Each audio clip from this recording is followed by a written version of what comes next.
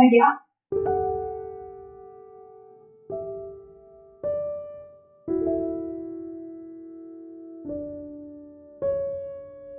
কেমন আছিস তুই? বস। আচ্ছা ভাইয়া তুমি একটা কথা শুনে মানে কি, তুই এতদিন পর আমেরিকা থেকে আসলি, বাসায় যাসনি কেন? তুই জানিস আব্বু আম্মু কতটা খুশি হবে তোকে দেখে। কাউকে জানাবেন না, কোনোভাবেই না। আমি চাই না আমার ফ্যামিলি কেউ জানুক যে আমি এখন দেশে আছি। তাহলে আমাকে কেন ডাকলি? কারণ তুই তো কখনো চাসনি যে আমার আর রিনি ছাড়াছাড়ি হয়ে যাক। ভাইয়া পুরনো কথা বাদ দে না। কেন কেন বাদ দিব? রিনি কি আমার আমার ওয়াইফ ছিল না? ওকে ভালোবেসে বিয়ে করেছিলাম বলে বাবাকে মেনে নেয়নি। ভালোবাসা এতটাই অপরাধ ছিল আমার ফ্যামিলির কাছে। তারপরও তো আমি ঠিকই আমেরিকায় গিয়ে টাকা পাঠাচ্ছি, বাবা মার খেয়াল রাখছি, সবকিছু করছি। হ্যাঁ, আমি আমি আর কোনোদিন বাসায় ফিরবো না। তাই তুই প্লিজ আমাকে এসব নিয়ে কোনো রিকোয়েস্ট করবি না, প্লিজ। আচ্ছা ঠিক আছে বুঝলাম, তুই আমার বাসায় ওঠ। না, সেটা দরকার হবে না। আমি এখানে একটা ফ্ল্যাট কিনেছি। তাই? কোথায় আমাকে দেখাবি না? তোর মনে আছে রিনিকে বিয়ে করার পরে আমি আমার একটা ফ্রেন্ডের ফ্ল্যাটে উঠেছিলাম? হ্যাঁ। ওটা কিনে ফেলেছি।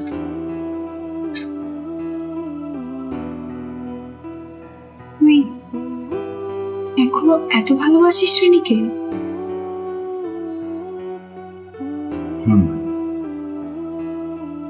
কিন্তু ভালোবাসি বলতে ভুল হবে। এখন আমি যে অবস্থানে আছি তার পেছনে প্রতিটা ক্ষণ রিনি আমাকে উৎসাহ দিয়ে গেছে, অথচ সেটা রিনি জানে না। আচ্ছা, ও কোথায় আছে তুই কিছু জানিস? তোদের সেপারেশনের পর তো আমি আর কোনো খোঁজ খবর রাখিনি।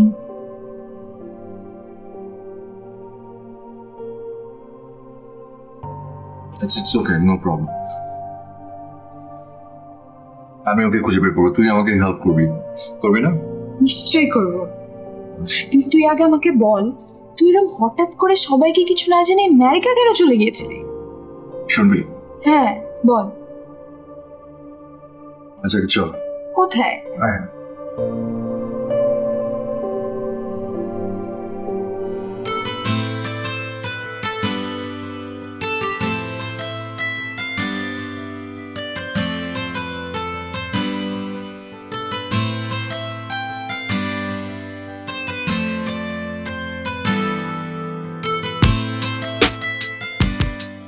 কি ব্যাপারে নেই, স্কুল তো ছুটি হয়েছে, অনেকক্ষণ হচ্ছে, তুমি এখনো ওয়েট করছো কাজ? কি করবো বলো, ওর গার্জেন এখনো আসেনি, এই জন্য ওয়েট করতে হচ্ছে। কি করো, ওয়েট করতে হবে, আমিও তোমার সাথে ওয়েট করছি। না না কোনো দরকার নেই, তুমি যাও, আমি আছি তো। কোনো সমস্যা না। জিনিস বুঝতে পারি না যে এত ছোট ছোট বাচ্চা, ওদের গার্ডিয়ানরা কেন এত দেরি করবে। হবে তো কোনো কারণ, সমস্যা নেই, আমি আছি। আমি তো চেয়েছিলাম আজকে আমরা দুজন একসাথে যাবো, কেন? আমরা একসাথে লাঞ্চ করবো, যদি তোমার কোনো প্রবলেম না হয়। আচ্ছা ঠিক আছে, কোনো সমস্যা নেই, ওই যে চলে এসছি। So sorry for Baba.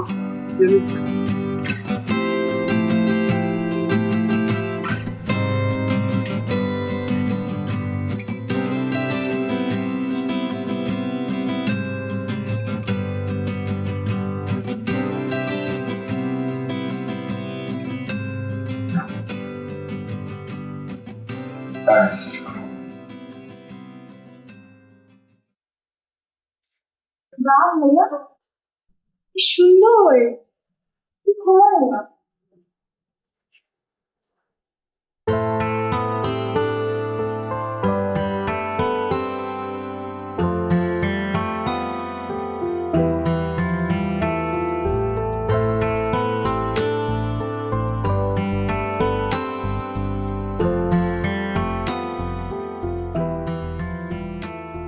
সারাক্ষণ একা একা বসে আছি, আর এতক্ষণে তোমার আসার সময় হচ্ছে।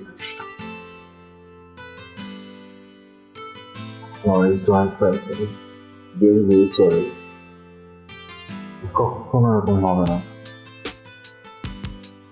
যেই সকালে গিয়েছো, আর এখন বাজে রাত 11টা, সারাদিন একটাও ফোন করো।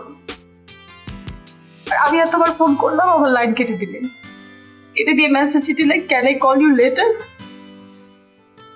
সরি, সারাদিন খুব খুব বিজি ছিলাম। কিন্তু জানো যে আমার হাত খালি অবস্থা, কয়েকজনের কাছে টাকা পাই, ওখানে দৌড়াতে দৌড়াতে তোমার ফোনটাই ধরা হয়নি, বাট আমার ধরা উচিত ছিল। আমি সরি। এমন করলে আমি চলে যাবো।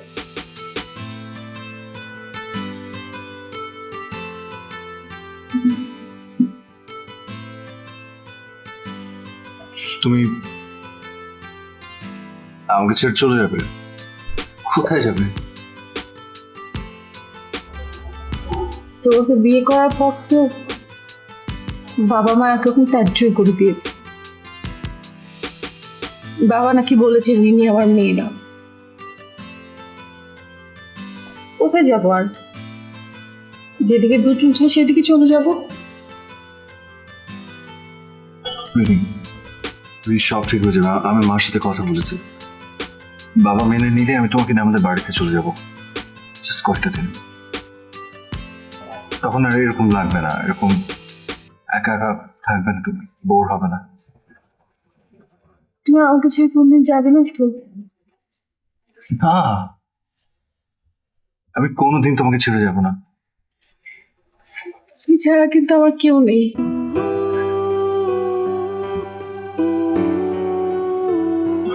আমি তোমাকে ছেড়ে কোনো দিন যাব না, কোনো দিন না। আচ্ছা জানো, এই ফ্ল্যাটটা না আমার খুব পছন্দ হয়েছে। আমাদের একসাথে থাকার প্রথম ফ্ল্যাট। তুমি আমাকে এরকম একটা ফ্ল্যাট কিনে দিবে? দেবে, কিছু সময় লাগবে। Promise? Promise.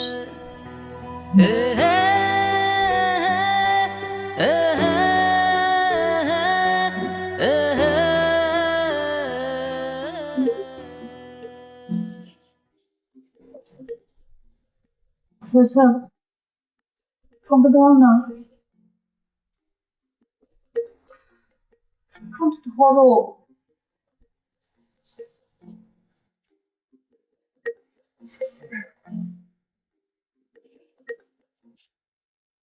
হ্যালো মা। হ্যালো। আর কতদিন বাড়ির বাইরে থাকবি বাবা? বলতো, আত্মীয় স্বজনরা কি সব বলা বলি করছে। ঘরের ছেলে ঘরে ফিরে আয় না বাবা। মা, তুমি তো জানো যে আমি এখন আর একা না, তোমাদেরকে না জানিয়ে বিয়ে করছি বলে বাবা ভীষণ রেগে আছে, এই জন্য বাড়ি ফিরছি না। শোন, তোর বাবাকে আমি ম্যানেজ করবো রে। বৌমাকে নিয়ে চলে আয়, আমার আর একা একা ভাল লাগছে না। দেখি। আর দেখি কেন, চলে আয় না। শোন, তুই একটু রিনির সঙ্গে আমাকে কথা বলিয়ে দিবি না? দে না বাবা। আচ্ছা ঠিক আছে, ধরো। মা তোমার সাথে কথা বলছে। জি, আসসালামু আলাইকুম মা। ওয়ালাইকুম আসসালাম মা। কি হলো মা, তোমরা বাসায় আসছো না কেন? না না মা, এরকম কিছু না। বাসায় আসতে যাবো না কেন? আরে যে ফয়সাল, ওই তো আমাকে নিয়ে আসেনি। শোনো, তুমি ফয়সালকে বলো আমি ওকে বলেছি তোমাকে নিয়ে আসতে। তাড়াতাড়ি আসো মা, আমার আর একা ভাল লাগছে না। আচ্ছা ঠিক আছে মা, বলবো। শরীর কেমন জিজ্ঞেস করো। মা, আপনার শরীর ভালো তো? হ্যাঁ মা, আমি ভালো আছি। তোমরা ভালো আছো তো? ভালো আছি মা। তাড়াতাড়ি চলে আসো না মা, তোমাদেরকে ছাড়া একা একা আমার আর বাসায় ভালো লাগছে না। তুমি ফয়সালকে বলো, বলে ওকে নিয়ে তুমি চলে আসো। আমার খুব একা একা লাগে, তোমার কিদেরকে নিয়ে থাকতে ইচ্ছে করে মা। জি মা, অবশ্যই খুব তাড়াতাড়ি দেখা হবে। রাখছি মা। চলে আসো মা। হ্যাঁ কি বলে? বাসায় যেতে বললো। তুমি তো আমাকে নিয়ে যাচ্ছ না, এটা বলেছি।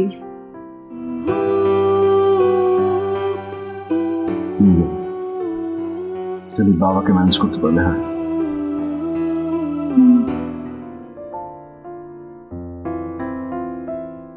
মা দেখেছো ভাবি কি সুন্দর? কি সুন্দর মা তুমি, একেবারে পূর্ণিমার চাঁদরি। তোমাকে দেখে আমার মনটা ভরে গেল মা। কিন্তু হুট করে বিয়ে করে ফেললি কোনো কিছু না জানি। মেয়েটাকে এখন কি দেই বলতো? চৈতি, আমার গলার চেনটা খুলে দে, আমি এটা পরাবো। কি মা,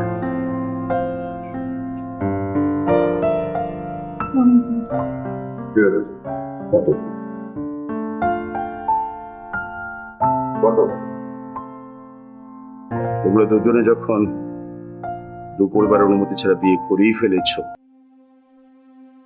তখন তো আর এই ব্যাপারে বলার কিছু নেই। তবে কিছু কথা না বলি নয়। রিনির পরিবার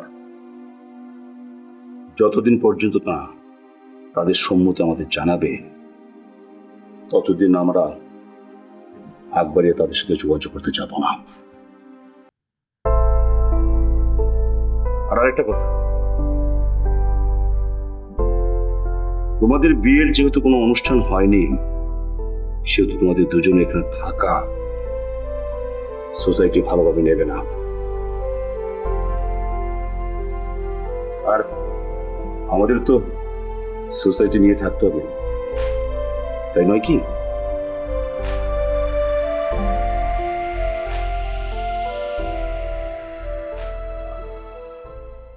রিনি, চলো। এখন তোর আবার কোথায় যাবো? তোমার ডাকে এসেছিলাম, এখন যাই। না বাবা, এসব কথা শোনার জন্য এখানে আসতো। না যাবি না। চলো, এসো, চলো।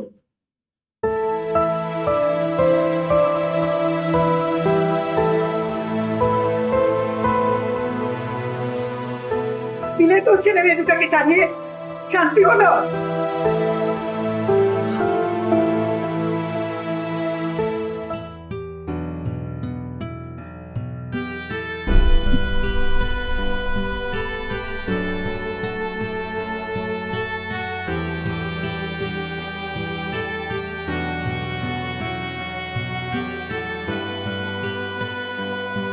কি হয়েছে ফয়সাল? সে কি কাছিস কেন?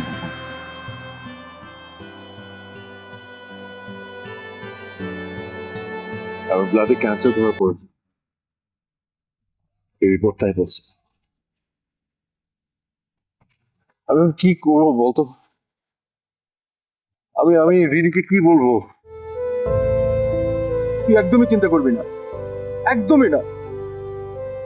আমি আমি তোকে আমেরিকা নিয়ে যাব। তোর ট্রিটমেন্টের জন্য যা দরকার আমি খরচ করব। তুই একদম ভয় পাস না, একদমই না।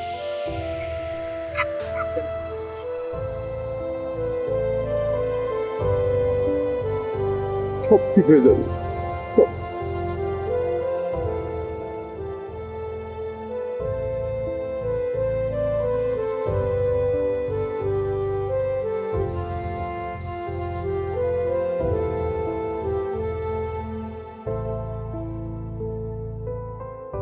এই নাও,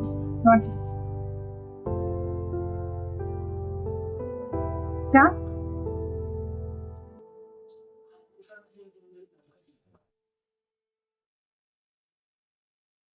রিনি, তোমাকে একটা কথা বলবো। বলো। তুমি তোমার বাড়ি ফিরে যাও, সেটাই ভালো হবে। বলো। Because it was my wrong decision তোমাকে বিয়ে করা। ভুল করেছি আমরা বিয়ে করে, অনেক বড় ভুল। ফয়সাল, এসব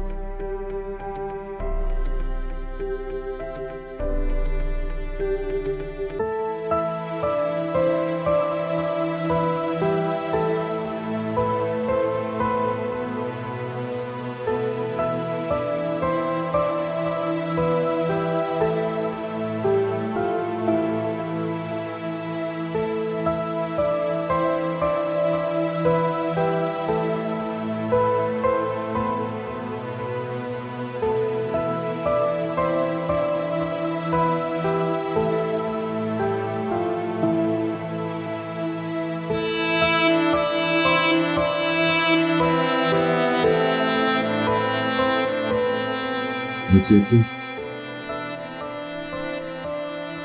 তোর ভাবি আমার জীবন থেকে মুক্ত হয়ে যাক।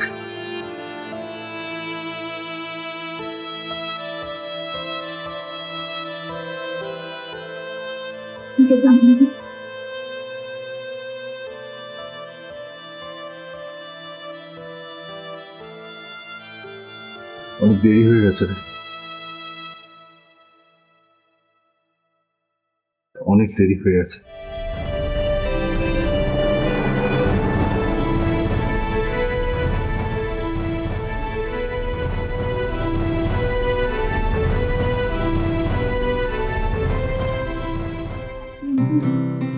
Rini, by the way, thank you the treat. Welcome. Rini, তোমার সঙ্গে আমার একটা ইম্পর্টেন্ট কথা আছে। হ্যাঁ বলো না। তোমার যদি কোনো আপত্তি না থাকে তাহলে থামলে কেন বলো? আমার ফ্যামিলি থেকে আমার বিয়ের জন্য পাত্রী দেখছে, কিন্তু আমি চাচ্ছিলাম আমার ফ্যামিলির সঙ্গে তোমার কথা বলে দিতে।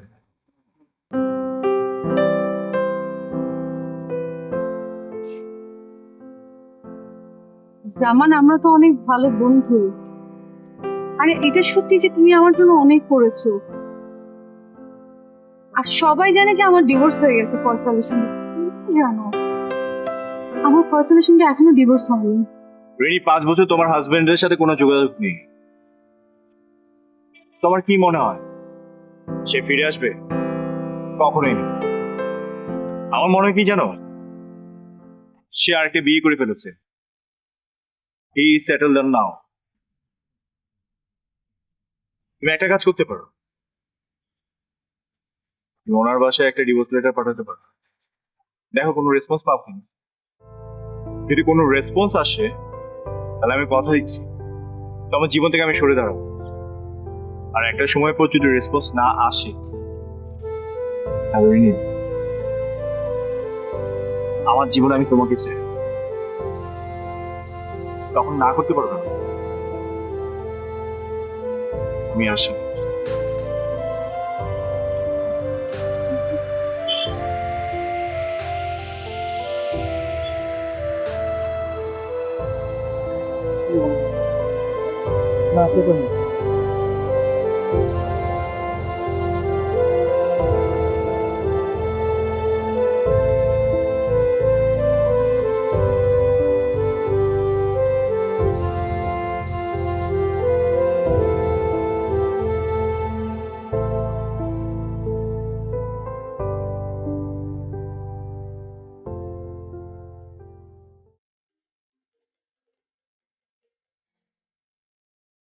হ্যাঁ জ্যোতি বল।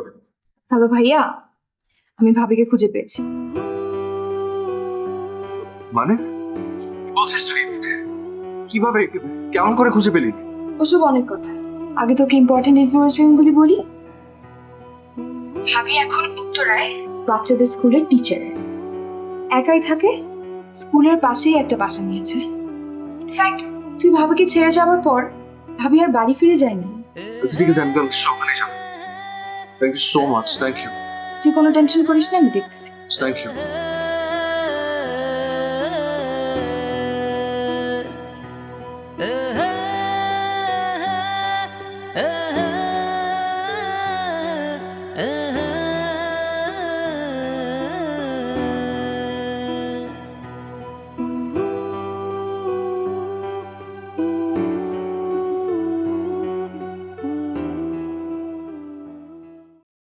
যেই তুমিটা করেছিলে প্রেমের সূচনা, সেই তুমিটাই করেছো তার কবর রচনা। যেই তুমিটাই করেছিলে প্রেমের সূচনা, সেই তুমিটাই করেছো তার কবর রচনা। থাকতেই যদি নাই বা পারো, কেন পাশে দাঁড়ালে, কেন দাঁড়ালে, ভেঙে দেবে স্বপ্ন যদি, তবে কেন তা দেখালে?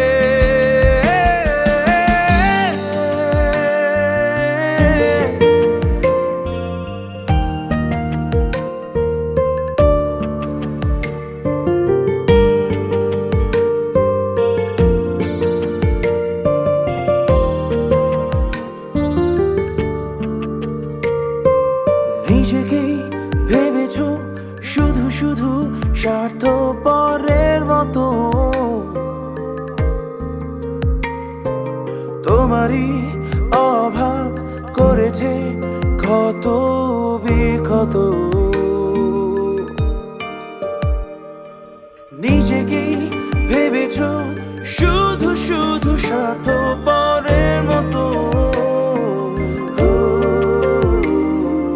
তোমারই অভাব করেছে ক্ষত বিক্ষত। থাকতেই যদি নাই বা পারো, কেন পাশে দাঁড়ালে, কেন দাঁড়ালে? ভেঙেই দেবে স্বপ্ন যদি, তবে কেন তা দেখালে?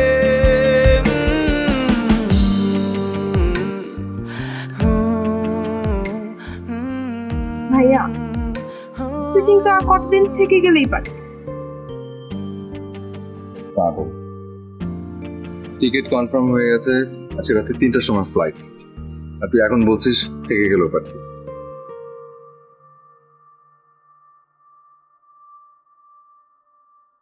আর থেকে কি বা করতাম বল? রিনিকে দেখতে এসেছিলাম, দেখলাম, এখন বাকি কাজটা তোকে শেষ করতে হবে। দাঁড়া এখানে। যাচ্ছিস?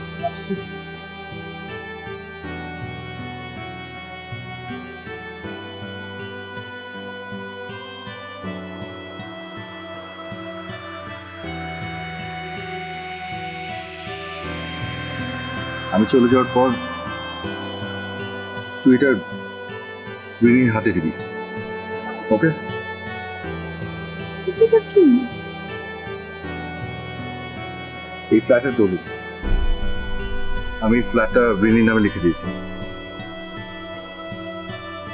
আমি চলে গেলে এটা ওর হাতে দিবি, পারবি না? কিন্তু ভাইয়া ভাবি যদি আমাকে তোর কথা জিজ্ঞেস করে আমি কি বলবো? না না, এসব আমি পারবো না। তোকে কিচ্ছু জিজ্ঞেস করবে না। এখানে আমার একটা লেখা চিঠি আছে, এটা রিনি পড়লেই তোকে কিচ্ছু জিজ্ঞেস করবে না।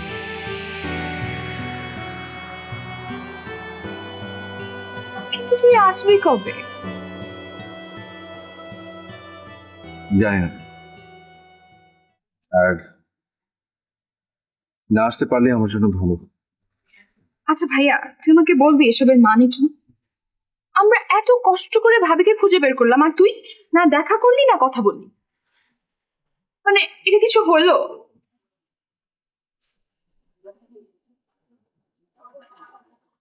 শোন, তুই আমার জন্য অনেক কিছু করেছিস, এই জন্য সারাটা জীবন আমি তোর কাছে কৃতজ্ঞ থাকবো, ওকে? এখন যা, বাসায় যা, আর বাবা মার দিকে ভালো করে খেয়াল রাখবি, ওকে? নিজের যত্ন নিবি। আমি তোর সাথে যোগাযোগ রাখবো, যা। ভালো থাকিস। ভালো থাকিস।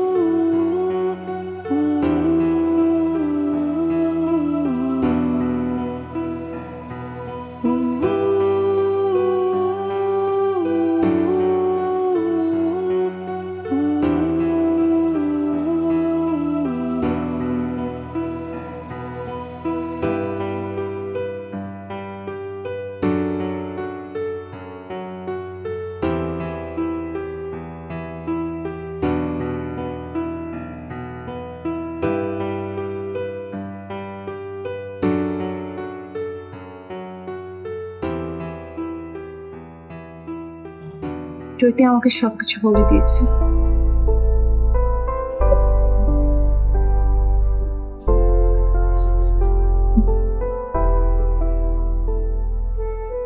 এই যে তোমার দলিল। কেন দিয়েছো তুমি আমাকে এটা?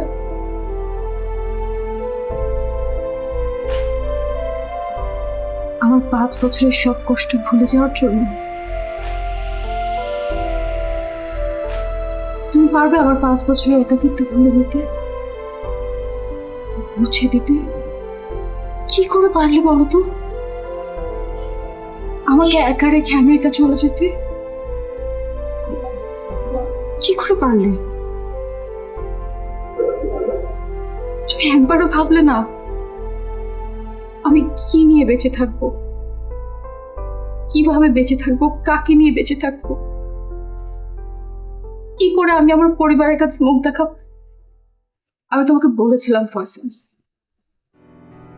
তুমি ছাড়া আমার কেউ নেই।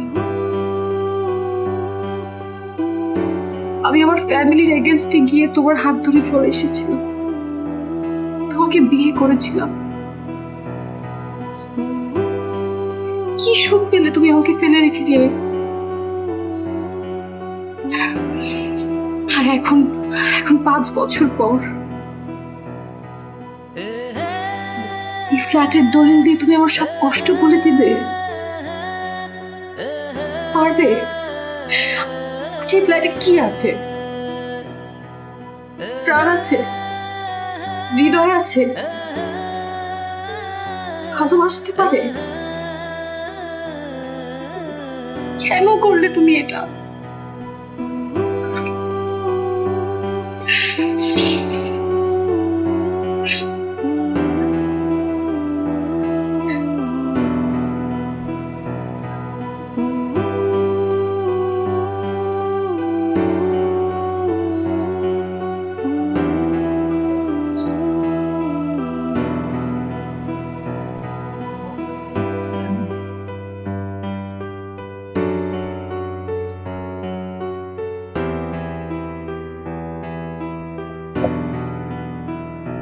আমার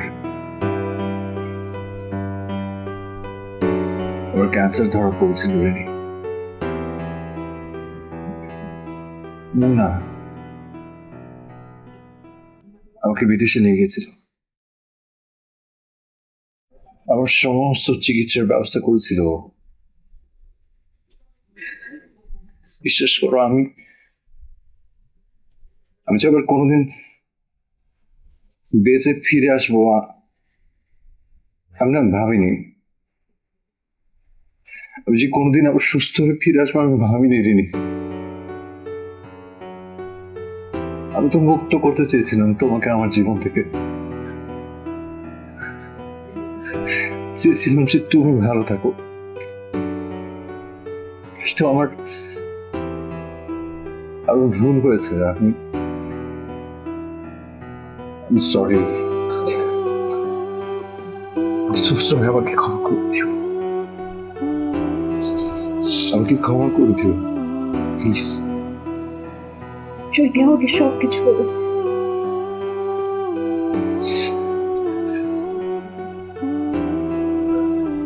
আমি তোমাকে ক্ষমা করতে পারি, একটা শব্দ আছে, তুমি এখন এই মুহূর্তে আমাকে প্রমাণ করো যে তুমি আমাকে আগের মতো ভালোবাসো।